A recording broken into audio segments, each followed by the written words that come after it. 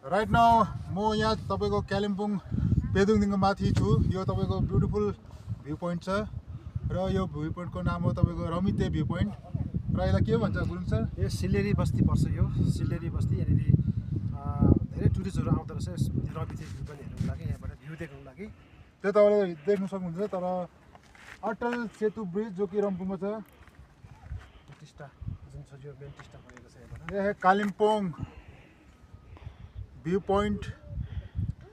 And सबैजनालाई फेरि म एकपल्ट भन्न चाहन्छु, merry Christmas, merry Christmas all of you.